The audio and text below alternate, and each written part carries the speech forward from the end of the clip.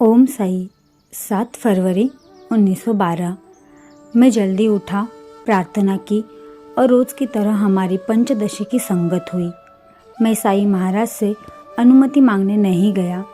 हमने उन्हें बाहर जाते हुए देखा और जब वे लौटे तब हम मस्जिद में गए। मैंने देखा कि साई महाराज बैठे हुए थे और बाहर आंगन में एक व्यक्ति एक बंदर को उसके द्वारा सिखाई गई तरकीबों का प्रदर्शन कर रहा था। वहाँ पर एक पेशेवर गायिका और नर्तकी भी आई हुई थी। उसकी आवाज़ बहुत मधुर थी और उसने धार्मिक गाने सुनाए। बाद में ब्रह्मानंद बाई और उसके सगी सालूबाई और शिवानंद शास्त्री आए। उन्होंने अर्चना की और ब्रह्मानंद बाई ने, जिन्हें वे माई साहब कहते हैं, बड़ी ही सुंदरता से गाया। साई साहेब ने आसन आदि लाने का निर्देश दिया और जब सब चीज़ों की व्यवस्था हो गई तब हम सब ने अपने स्थान पर खड़े हो गए और माई साहेब ने पुनः 2 भजन इतनी मधुरता से गाए कि हम सब मंत्रमुग्ध से खड़े रह गए। मुझे लगता है कि साई महाराज को वे पसंद आए और हमने रोज़ाना की तरह आरती की और दोपहर के भोजन के लिए वापस आ गए। माई साहेब और उनके लोगों ने मेरे स्थान पर ही भोजन किया। भोजन के उपरांत बामणगांवकर और माई साहेब वापसी की अनुमति मांगने साई साहेब के पास गए। माई साहेब और सालूबाई को लौटने की अनुमति मिल गई और वे तांगे से चले गए। शिवानंद शास्त्री और बामणगांवकर को साई महाराज के द्वारा रोक लिया गया और वे ठहर गए। मैं लेटा और एक अच्छी झपकी ली। इसके बाद दीक्षित ने रामायण पढ़ी और स्वयं मैंने दासबोध का पठन किया। हम सब ने साई महाराज की सैर के समय उनके दर्शन किए। वाड़ा आरती के बाद हम सेज आरती में सम्मिलित हुए। रात को भीष्म ने भागवत का पठन किया और दीक्षित ने रामायण का। 8 फरवरी 1912। मैं काकड़ आरती के लिए उठा और उसके बाद अपनी दिनचर्या के कार्य प्रारंभ किए। नारायणराव बामणगांवकर को लौटने की अनुमति मिल गई। उसके पास अमरावती में देने के लिए मेरी पत्नी की ओर से दिया गया कुछ सामान भी है और वे वास्तव में तांगा लेकर चले गए। उनके चलने से पूर्व गणपतराव, मेरे एक संबंधी, खरबरी के पुत्र जो सतारा के मुतालिक है, मिलने आए।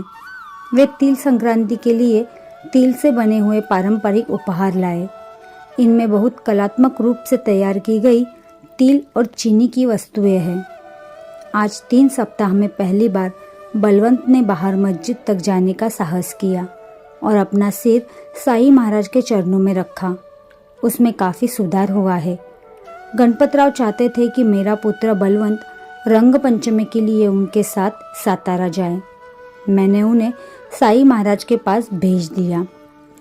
दोपहर की आरती रोज की तरह संपन्न हुई, सिवाय इसके कि आरती के अंत में साई साहेब ने क्रोध का प्रदर्शन किया।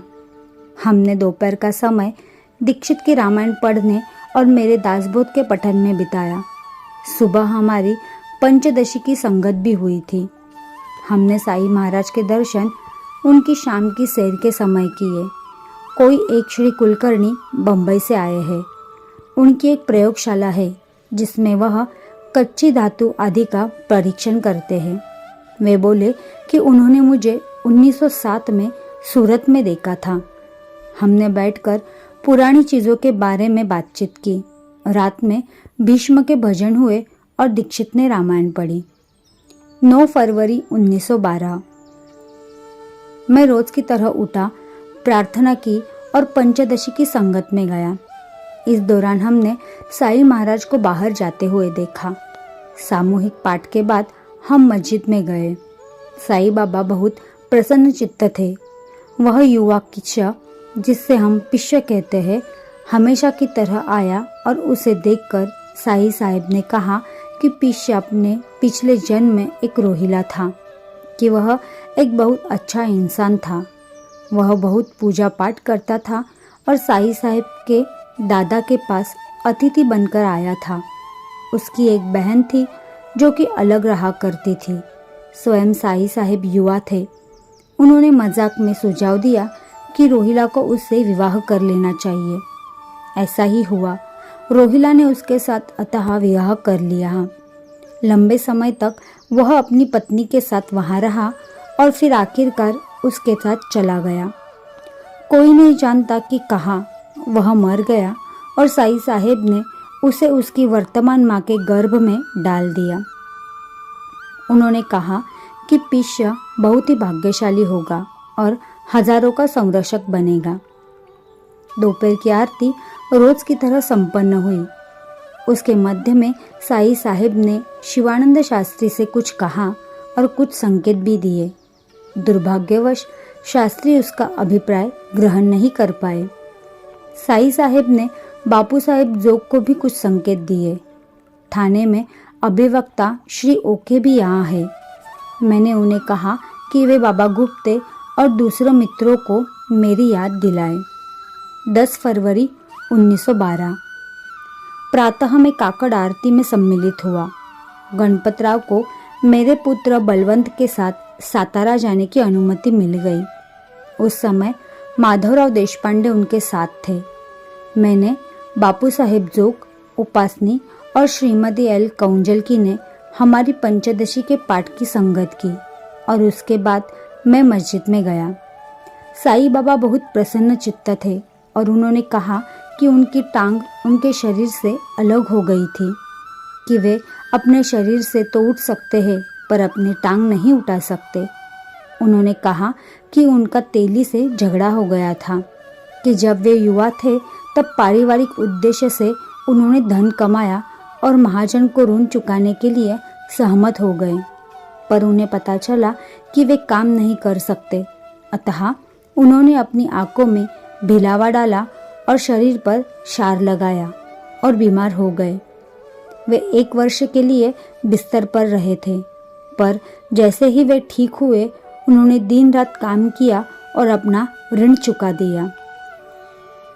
उन्होंने बैठकर बड़ी मधुरता से बातें की, पर दोपहर की आरती के समाप्त होते होते वे बेचैन दिखाई देने लगे। नासिक के अभिवक्ता श्री गडरे यहाँ है। मैं उनसे दीक्षित वाड़े में मिला और बैठकर बातें की। मैं उन्हें पहले से जानता हूँ। श्रीमान दीक्षित ने दोपहर को और रात को रामायण पढ़ी। शाम को भीष्म के भजन हुए। गणपतराव और मेरा पुत्र बलवंत आज अमरावती चले गए। वहाँ से वे सातारा चले जाएंगे। हमें स्वाभाविक रूप से उनकी कमी महसूस हो रही है। 11 फरवरी 1912 प्रातः जब मैंने अपनी प्रार्थना समाप्त की, मैंने देखा कि श्री गडरे उठ गए थे और मैं बैठकर उनसे बातें करने लगा। उन्हें लौटने की अनुमति मिल गई और वह नासिक वापस चले गए। हमने साईं महाराज के बाहर जाते समय दर्शन किए और अपनी पंचदशी के पाठ की संगत उपासनी बापू साहेब जोग और श्रीमती कौंजलकी के साथ की। नासिक जिले के श्री लेले, जो कि नासिक जिले के राजस्व निरीक्षक है, उन्होंने भी पाठ में भाग लिया। वह बहुत भले व्यक्ति है और साईं महाराज ने उन्हें बहुत पसंद करते हैं। साईं महाराज के वापस लौटने के बाद मैं रोज की तरह मस्जिद में गया और देखा कि बहुत से व्यक्ति वहाँ बैठे हैं। उनमें से अधिकतर अजनबी है। उनमें से एक अकोला का पुलिस में है। वह मुझे देखते ही बोले कि उन्होंने अपने पद से इस्तीफा दे दिया है और नागपुर के बैरिस्टर श्री गोविंदराव देशमुख के साथ नौकरी में पदभार ग्रहण कर लिया है। दोपहर की आरती के बाद मैं कुछ देर लेट गया और फिर दीक्षित के रामायण पुराण में सम्मिलित हुआ। बाद में हम साईं महाराज की शाम की सैर के समय उनके दर्शन के लिए गए और श्री लेले को वहां पाकर उनसे बात करने लगे। शाम को वाड़े में और बाद में सेज आरती, भीष्म का भागवत पाठ और दीक्षित की रामायण हुई। शिवानंद शास्त्री को आज लौटने की अनुमति नहीं मिली।